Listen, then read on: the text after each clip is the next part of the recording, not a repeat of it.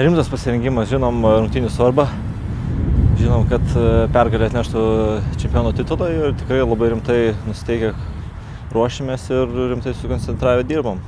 Man to tvoras nelepina, bet vis tiek visi su gerom nuotaikom dirba ir nepraranda koncentracijos treniruotėse.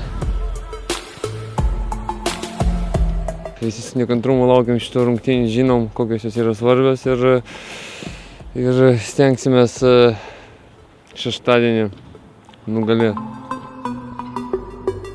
Krūvis vis tiek nemažas, tai sezono pabaiga vis tiek, manau, daugelis žaidėjų jaučiasi tas nuovargis, tai yra natūralu ir treneris turi tikrai didelį pasirinkimą žaidėjus, gali rotuoti sudėti, tai manau tik į naudą komandai. Aš manau, kad dar liko keletą dienelių, manau, gal jos tokios pat bus šaltos, bet žaidėjai apsipras, nieko tokio, kad čia šalta, čia aikštė, tai jinai išlieka tokia pati gera ir aš nemanau, kad tai įtako žaidimų. Tai reikia geriau šilti, ilgesnį apšilimą padaryti, bet kai šyli viskas normaliai ir kaip oras visiems vis tiek bus vienodas, tai dirbam, žinom, kad rimtos varžybos laukia ir su nekantrumu laukiam jų.